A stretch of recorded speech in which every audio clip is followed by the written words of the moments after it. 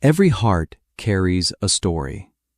Welcome to Heart Chat Stories, Volume 1, a soulful collection of love stories that heal, challenge, and awaken the heart. From coffee shops to coastlines, these characters discover what it means to love, to grow, and to finally let go. Like, share, and subscribe. Click the notification bell so you will never miss a story. Thanks for listening. Dana hadn't meant to stop. She was just running errands, grocery list in hand, phone buzzing with messages from the community board. But the record in the window caught her eye. Whitney Houston, 1987. Her chest tightened with memories. She used to play that exact record on Saturday mornings while she cleaned. Without thinking, she pushed open the door. A tiny bell jingled overhead, and the smell of polished wood and old vinyl swept over her. The place felt like stepping back in time. Posters from the 80s and 90s lined the walls, vintage toys and retro snacks stacked neatly in corners. "Hey there," a deep voice said. She turned and stopped. The man behind the counter was tall, 6'5" if she had to guess, and broad-shouldered, with warm brown skin and a neatly trimmed beard. He looked younger than her, but not like a boy. There was something steady in the way he leaned on the counter, arms folded, as if he belonged here completely. "First time in?" he asked. Dana cleared her throat. "Yes, I saw the Whitney record in the window." He grinned. "Good eye. That one goes fast. People act like vinyl just got invented." She laughed before she could stop herself. "Well, it didn't. I still have my old player." His brows lifted. "Really? That's rare. Most people my age never touched vinyl." There it was. The reminder. Younger. She couldn't quite place his age, but he definitely hadn't danced to Whitney in 87. Still, there was a light in his eyes when he spoke, like he understood more than he let on. "I'm Erik," he said, offering his hand. "Dana." She shook his hand, her pulse flickering in a way she hadn't felt in years. "You know," he said, leaning forward just slightly, "I opened this store because I think people forget how powerful nostalgia is. The stuff we grew up with, it's not just things. It's a feeling, a reminder of who we were and who we still are." His words settled on her like music. She nodded slowly. "That's actually beautiful." Erik smiled again, and she noticed the small dimple in his left cheek. "I'll set the Whitney aside for you, if you want." Dana opened her mouth to say no, that she was just browsing, but the truth was she wanted it. Not just the record, the feeling, the way it pulled her back to herself. "All right," she said softly. "I'll take it." When she left the store 20 minutes later, Whitney Houston under her arm and Erik's card in her purse, she couldn't explain the flutter in her chest. She only knew one thing: she'd be back. Dana wrestled with the vacuum hose at the car wash, her curls falling into her face as she tried to get the last bit of sand out of the floor mats. Saturday chores. Not glamorous, but necessary. When she straightened up, brushing dust from her hands, she noticed someone leaning against the side of a shiny black truck 2 lanes over. Erik. He lifted a hand in a small wave, that easy grin of his spreading across his face. Dana's heart jolted. She hadn't expected to see him again so soon. He strolled over, casual in a gray t-shirt that fit too well, and jeans that looked worn in the right way. Up close, She noticed again how tall he was, how sure of himself. "Dana," he said, his voice warm. "I was hoping I'd run into you again." She tilted her head, trying to play off her surprise. "At a car wash?" He chuckled. "Stranger things have happened." He leaned against her car, folding his arms. "Actually, I just finished setting up a new listening area in the shop. Couches, speakers, the whole vibe. I got some records in yesterday I think you'd love. You should stop by. Maybe we can listen to a few together." The way he said "together" made Dana's breath hitch. He wasn't pushing, just offering. But still, it was an invitation. Her mind flashed warnings. He's younger. People will talk.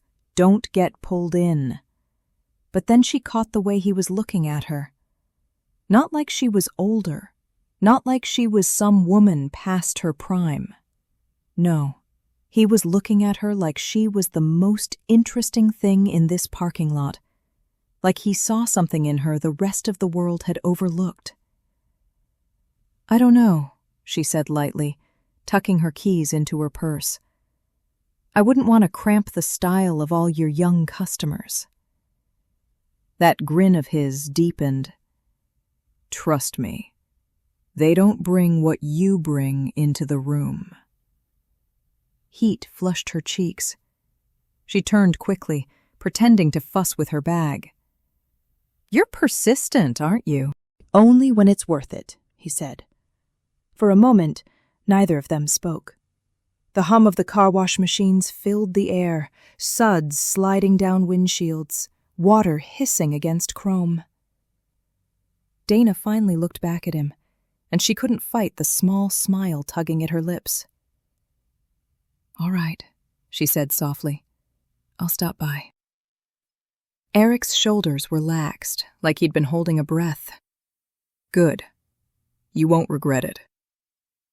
As he walked back to his truck, Dana caught herself staring.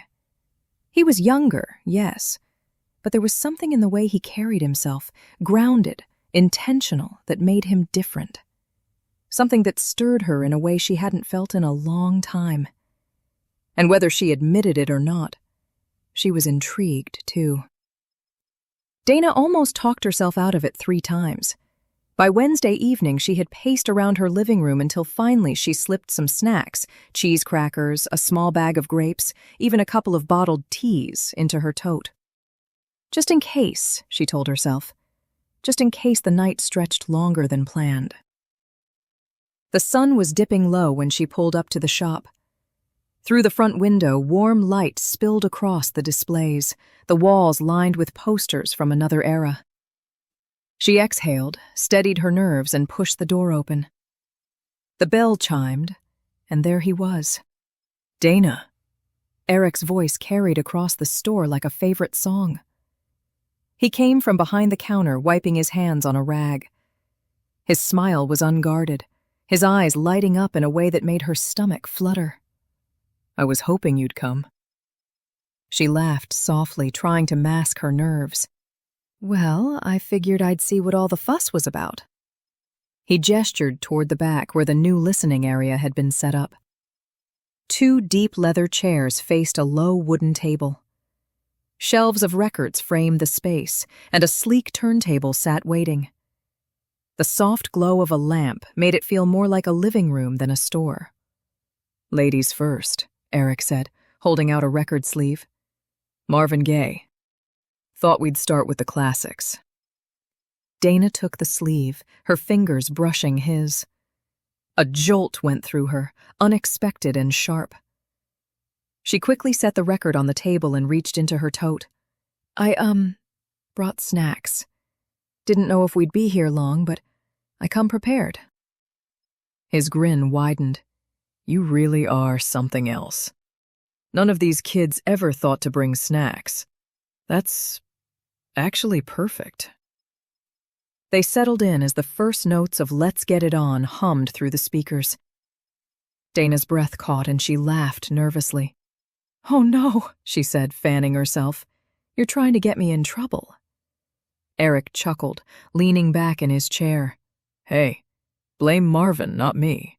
Besides," he glanced at her, his voice dropping just enough, "I figured you'd appreciate the vibe." Dana shook her head, popping a grape into her mouth. But she couldn't stop the warmth rising in her chest. The music, the dim light, the way Erik watched her. It was all tugging at something inside her she'd buried for too long. Between songs, their conversation flowed. They compared memories, her teenage years at roller rinks, his stories of discovering music through his uncle's cassette tapes. He asked questions about her work on the community board, listened like it mattered, and told her about how the shop was his dream, a place where the past and present could meet. Hours slipped by unnoticed. When Dana finally checked her phone, her eyes widened. "It's after 10?" Erik leaned forward, elbows on his knees. Time flies with good company. For a heartbeat, they just looked at each other. Dana's heart thudded hard against her ribs. She knew this was dangerous territory. He was too young. People would talk. Her son would... But then Erik smiled, soft and deliberate, like he was reading every thought in her head. "You know," he said, "I don't usually ask women out of their league." Her breath caught. "Out of your league? Yes, ma'am." His tone was teasing, but his eyes were steady. "But I think I'll make an exception." Dana couldn't help it. She laughed, shaking her head as she gathered her bag. "You're bold, Erik. I'll give you that." "Not bold," he said, standing as she rose. "Just sure about what I want." As he walked her to the door, Dana felt her pulse humming like the last note of a record still spinning. She hadn't said yes, but she hadn't said no either, and that unsettled her more than anything else. Saturday came quicker than Dana expected. She spent Friday night half arguing with herself in the mirror, wondering why she'd agreed to meet Erik again. It was just business, she told herself, helping him with the shop, that's all. But the little flutter in her chest when she walked through his door said otherwise.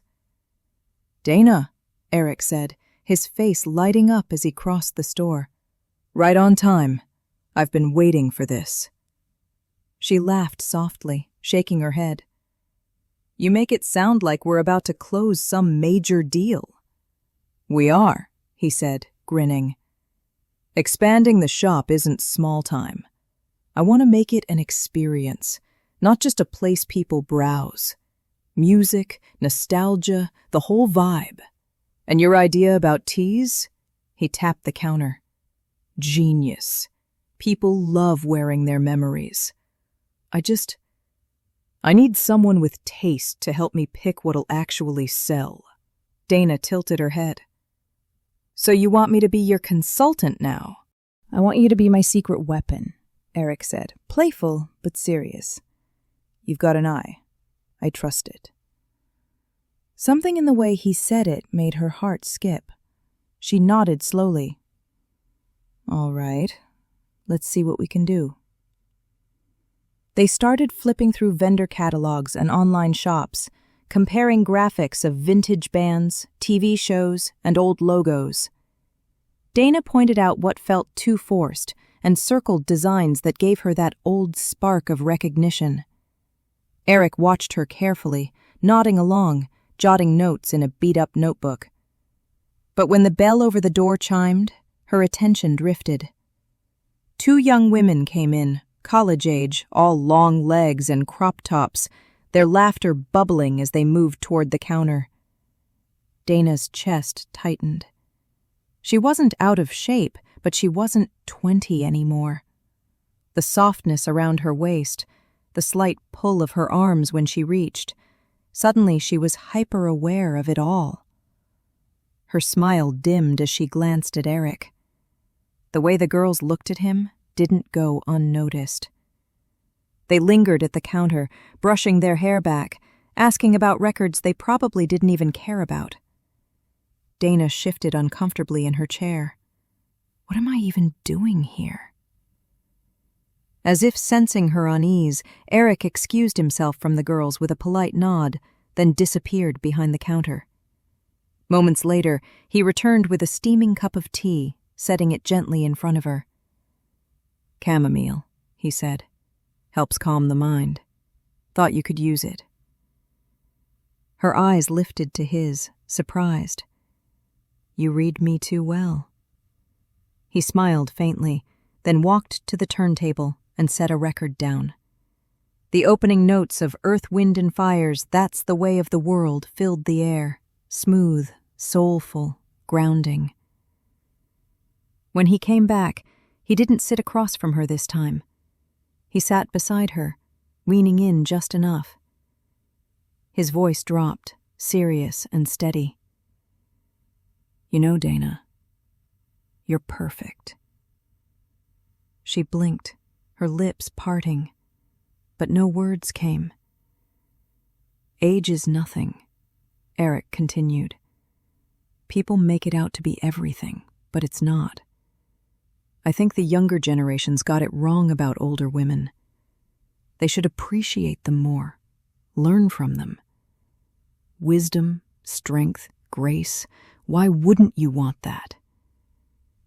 He held her gaze, his tone softening. "If some guy finds a young woman he vibes with, good for him. But me? I prefer what I prefer.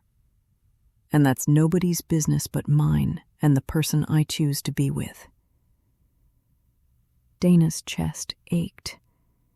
She tried to laugh it off, but her throat tightened. He was too much, too direct, too sincere. But when Erik reached across the table and lightly touched her hand, warmth spread through her like sunlight. For the first time, she wondered if maybe, just maybe, she'd been fighting the wrong battle all along. Dana sat on the edge of her friend's sofa. Her nerves still simmered. She twisted the gold ring on her finger, one of the last things she still wore from her marriage, though she hadn't thought of herself as anyone's wife in years. "Dana, why are you acting like this man is a scandal?" her best friend Camille said, sprawled out across the other end of the couch with a glass of wine. "Because, Camille," Dana exhaled, "he's 15 years younger than me. That's a whole decade and some change. I cannot do this, period. He's only 10 years older than my son. My son! I bet his mom thinks—" She cut herself off, pressing her fingers to her temple. "You know what? I can't have everyone thinking I'm robbing the cradle. I'm a respected person in the community." Camille snorted, sitting upright. "Girl, you are not robbing the cradle. His ass can't even fit in a cradle. He's 6 feet tall. Are you serious? And he's a whole lot of man. He has all his stuff together. I can't believe you're sitting here wanting to pass up someone like that because you're worried about what everyone will say. That shit is overrated." Dana's chest tightened. The image of him, broad shoulders, easy smile, the way he held doors open without thinking, flickered across her mind. She swallowed. "I just don't want to be seen as some desperate woman with a younger man in her life." Camille leaned forward, eyes sharp. "Again, you need to get out of your head. That is crazy. If he makes you happy and you guys gel well together, so what if he skipped the 80s and showed up at the end of the 90s? He knows way more about culture, loyalty, and how to treat a woman than half these so-called grown men out here." Silence stretched between them. What would people say at church? "Don't take him to church," Camille scoffed. What would the women on the community board whisper? She imagined the raised brows, the chuckles behind her back. She could almost hear her son's voice, half joking, half serious. "Mom, really?" Her lips pressed into a line. "You make it sound so simple."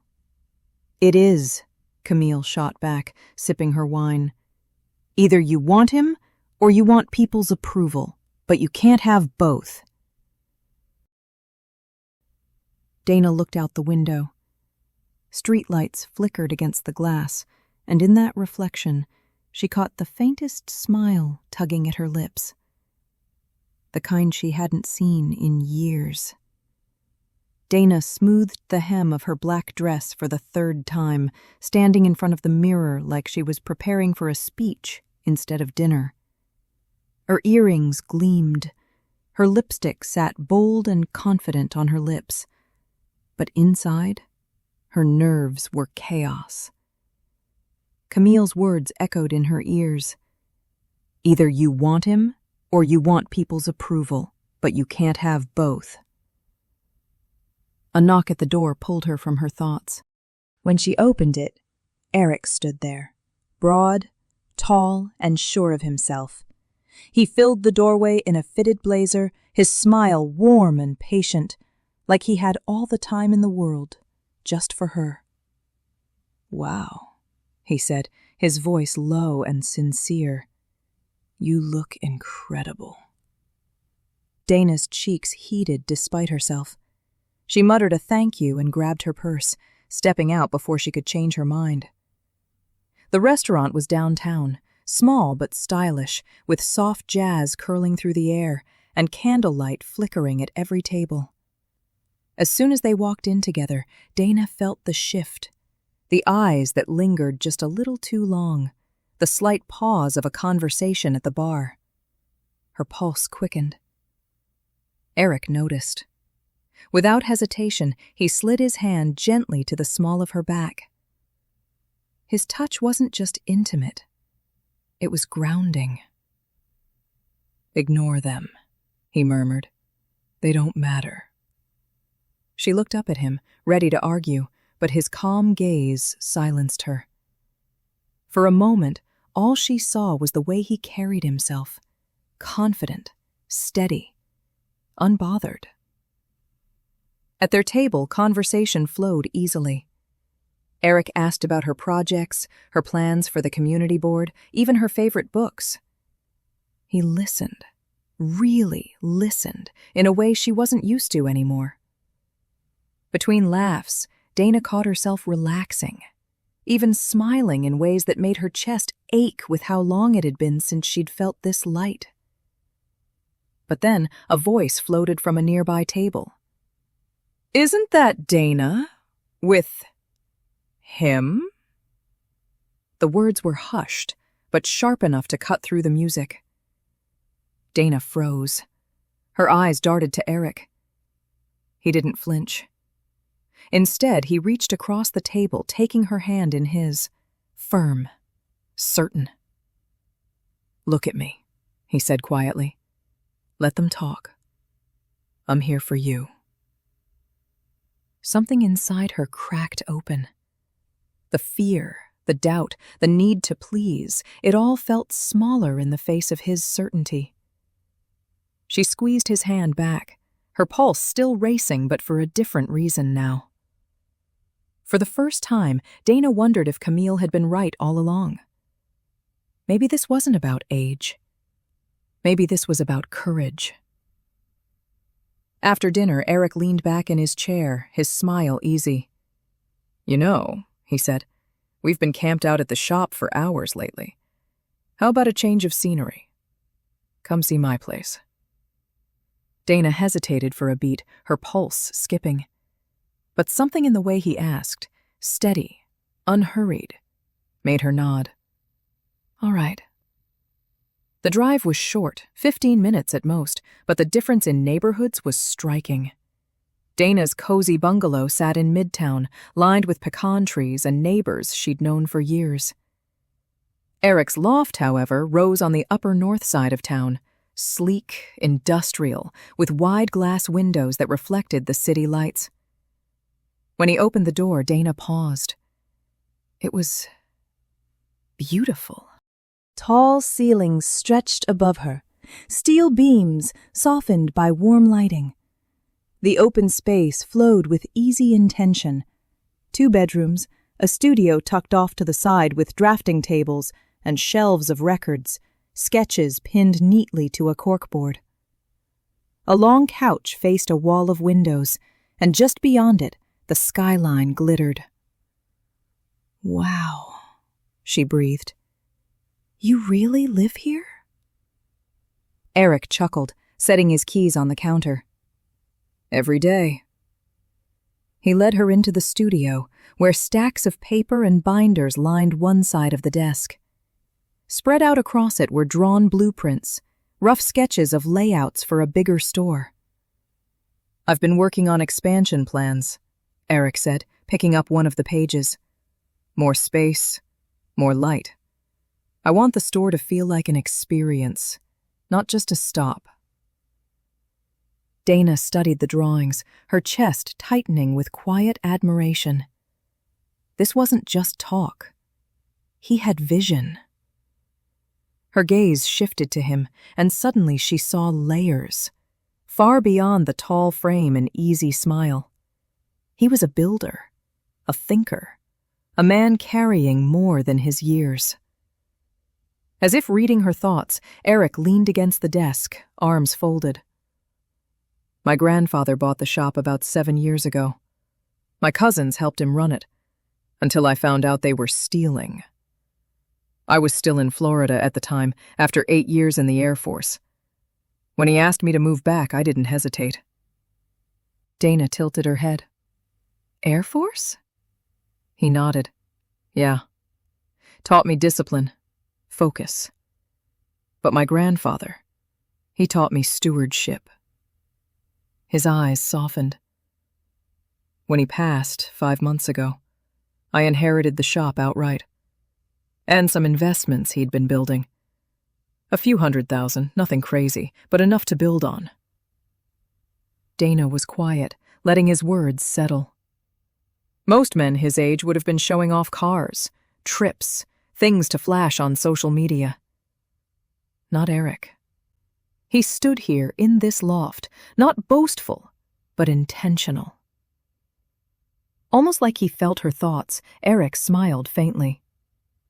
"He used to tell me, 'Be a good steward over your money, son. Don't slave for it.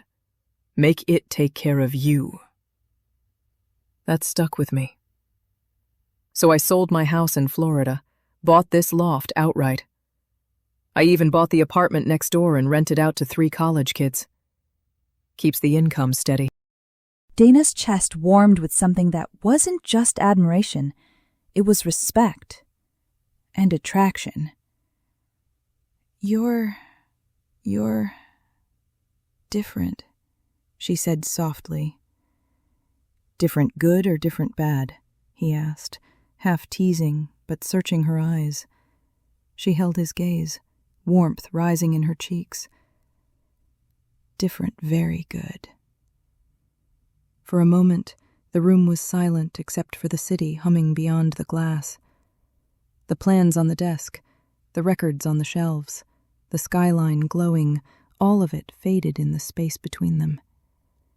And for the first time, Dana realized that this man wasn't just a charming distraction. He was a possibility. Dana curled her legs beneath her on Erik's oversized couch, a cup of tea warming her hands. The loft felt so different from her bungalow, open, spacious, alive with possibility. Erik had just given her the grand tour, but now they sat near the windows, the city spread out before them like a moving painting. For a while, they just listened to the faint hum of the turntable spinning Al Green in the background. Erik had chosen the record deliberately. Smooth, soulful, grounding. "You're really serious about all this," Dana said at last, her voice soft. "The shop, the expansion, even this place. Serious is all I know, Erik said simply. The Air Force will drill that into you. But my grandfather taught me to take care of what you build. Don't waste it. Don't play with it. Treat it like it matters. Dana nodded, but something heavy stirred in her chest. She stared down at her tea, her reflection rippling in the surface. That's admirable.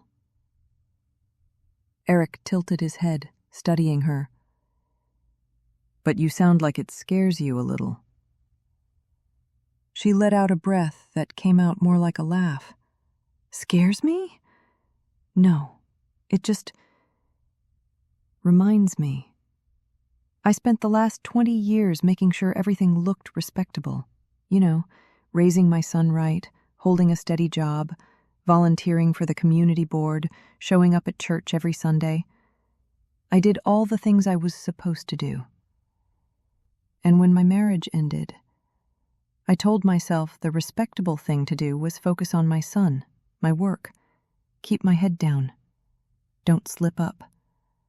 Don't give people anything to talk about.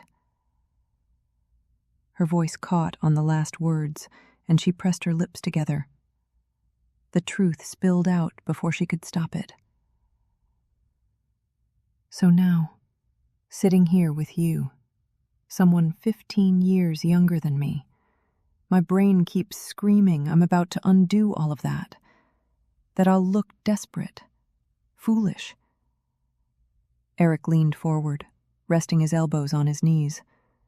His eyes didn't waver. Dana, you think respect comes from what other people say about you? She looked at him, her heart thudding. He shook his head slowly. Respect comes from how you live your truth. You've built a life. You raised your son. You held it down when it wasn't easy. That doesn't disappear because you decide to be happy now. Dana swallowed hard. The warmth in his words pressed against the ache she'd been carrying for years. Then Erik's tone softened, almost tender. And as for the age thing, I told you before, I prefer what I prefer. And what I prefer is sitting right here in my loft, sipping tea and looking at me like I'm trouble. Her lips parted, a shaky laugh slipping out. You are trouble. Good trouble, he corrected, his smile slow, deliberate. Her chest tightened. She should go. She should thank him for the tea, for the music, and head back to her safe, predictable bungalow. But her body wasn't moving.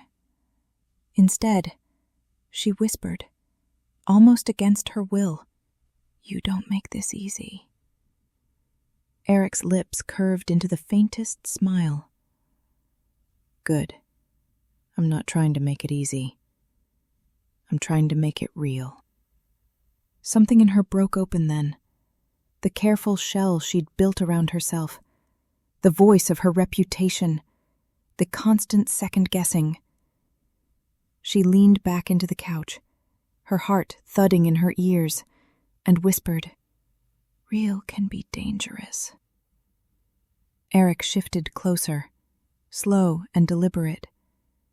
He didn't rush, didn't crowd her, just leaned close enough that she could feel the warmth of him, the faint scent of cedar and clean soap. Dangerous isn't always bad, he said softly. Sometimes it's exactly what you've been waiting for. Dana's breath caught. The air between them pulsed, thick with heat and possibility. She wanted to look away, but his eyes held her there, dark, steady, sure. Her hand trembled as she set her cup down on the table. She could feel his thigh against hers now, the space between them barely existing. And when he reached out, brushing a loose curl from her face, her breath hitched. Dana, he murmured, his voice low enough to shiver through her. "Tell me no if you don't want this." She should have. Every part of her sensible self screamed to walk away. But her heart, her body, her soul, they said something else. She lifted her chin slightly, her eyes never leaving his. That was all the permission he needed. Erik leaned in, slow, steady, his lips brushing hers like a question before deepening into something certain. The kiss was unhurried, warm, tasting of tea and longing. Years of restraint slipping away in an instant. Dana's hand found his shoulder, anchoring herself, while his slid carefully to her waist. The world outside, the city lights, the hum of the record player, the worries about what people might say, faded until there was only this. Only them. "Lord have mercy," she whispered, laughing shakily. "What am I getting myself into?" Erik smiled against her skin, his voice steady and certain. "Something real. Finally." The sound of a door closing pulled Dana from sleep. She blinked, the faint morning light spilling through the loft windows, softening everything in sight. For a moment, she couldn't remember where she was, until the smell of coffee reached her. Last night replayed in flashes, laughter spilling between records, the soft weight of Erik's hand on her back, their mouths colliding like teenagers who couldn't get enough. They'd come so close to crossing the line, heat rising and threatening to burn through her good sense, until her body gave in to sleep.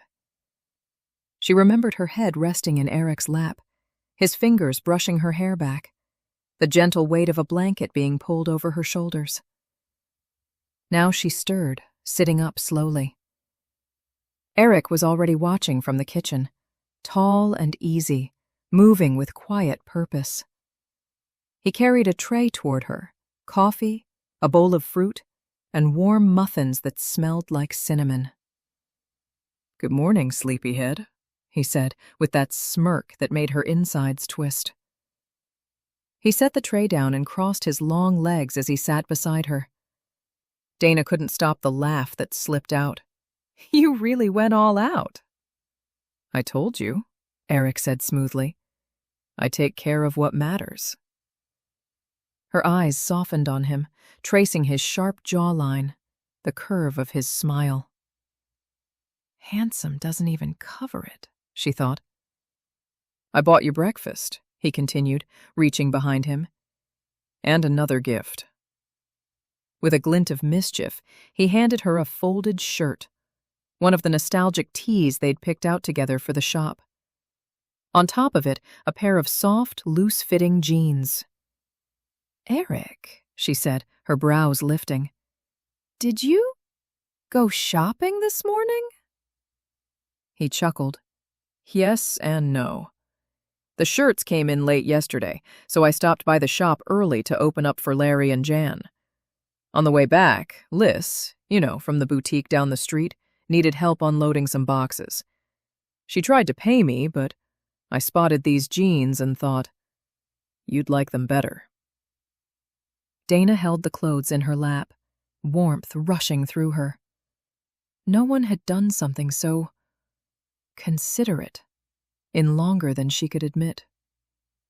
"You're impossible," she murmured, shaking her head. "Or thoughtful," he countered, his eyes holding hers. "Depends on how you want to spin it."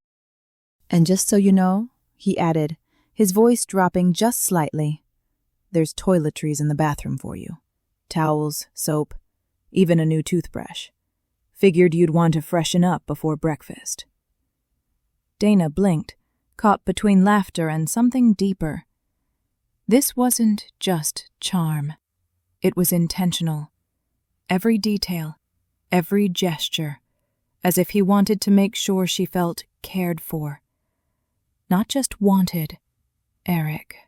she said softly, her throat tightening. You really didn't have to. I wanted to, he said, cutting her off gently. Then leaning back with that easy confidence, he added, Besides, I like the idea of you feeling at home here. Her chest ached at the weight of his words. At home. She wasn't ready to admit what that stirred inside her, but she couldn't deny the way her heart leapt at the thought. By late afternoon, Dana was back in her bungalow. She wandered into the kitchen, poured herself a glass of water, then stood there staring at the sink like it had answers. What are you doing, Dana? She had woken up in Erik's loft, racked in his thoughtfulness. Coffee, fruit, muffins, clothes picked out just for her, like she was somebody to be cared for, not just entertained. And Lord, the way he had kissed her last night. Her knees had barely held her up this morning when she remembered. Her lips still tingled from the press of his. And yet here she was, pacing her kitchen, anxiety tugging at her like an old habit. 45 years old, she muttered under her breath. Too old to be acting like a schoolgirl with a crush. She set the glass down, pressing both palms flat against the counter. It wasn't just the age difference. It was everything. The whispers she knew would come. The raised brows at church. The side eyes at the community board meetings. People would talk. And in this town, they always talked. And then there was her son, 10 years younger than Erik. How would that even look? She could already imagine his reaction. Protective, maybe angry, definitely confused. Dana sighed, rubbing her temples. She had worked so hard to build her reputation, her stability, her peace. Was she really about to gamble all of that for a man 15 years her junior? But then, in the quiet of her living room, another voice rose, softer, insistent. When was the last time you felt this alive? The truth pressed heavy against her chest. It had been years since she'd laughed like that, since she'd felt beautiful without trying, since she'd felt chosen. Not for what she could do, not for how well she kept her life in order, but for who she was.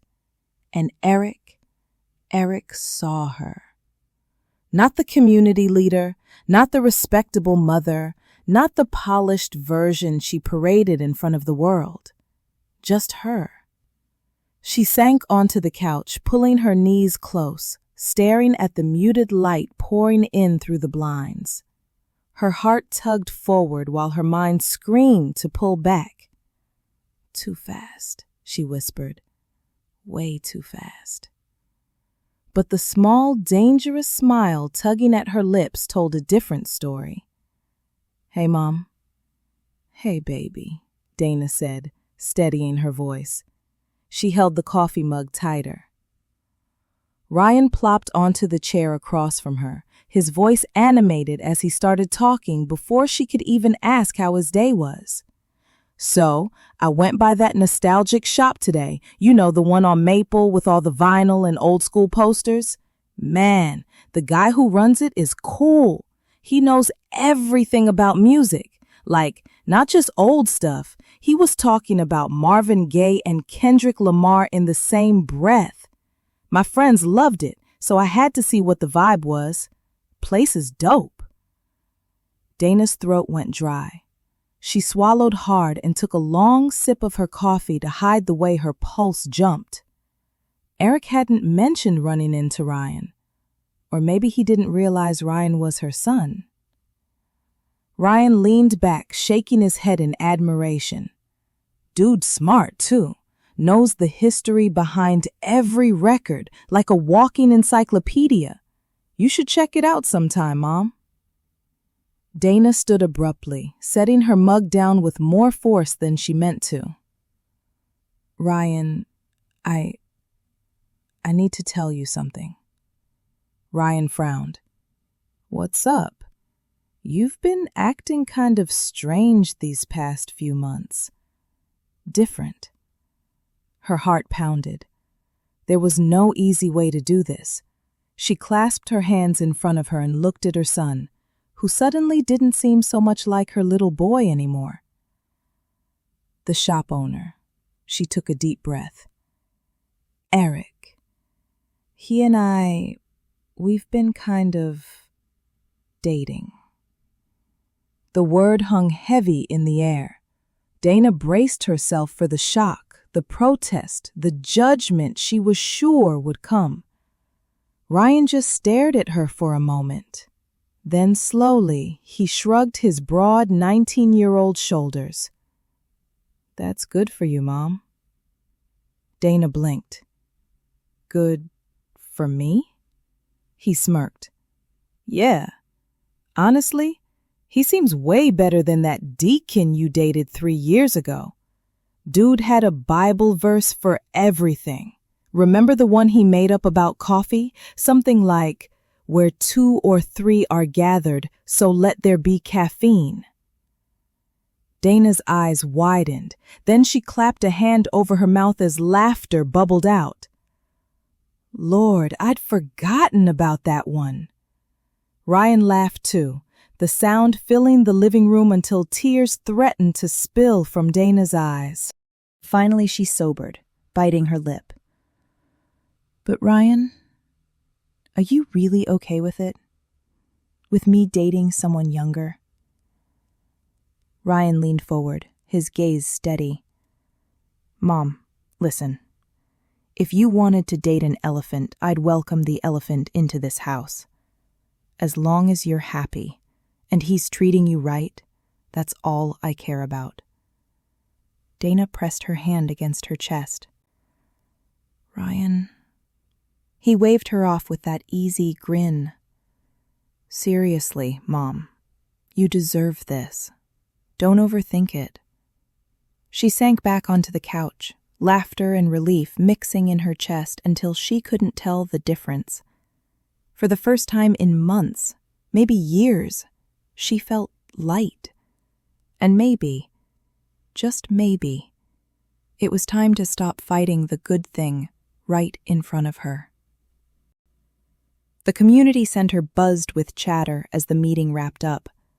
Dana gathered her folders, politely smiling and exchanging goodbyes with the other board members. Tonight's discussion about neighborhood grants should have been routine, but her mind had been elsewhere the whole time. She could feel eyes on her. She always did.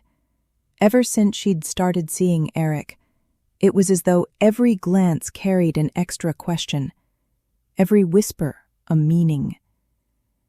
Maybe it was paranoia. Maybe it was real. Either way, it had worn her thin. Dana stepped into the hallway, inhaling the faint scent of fresh paint and lemon cleaner.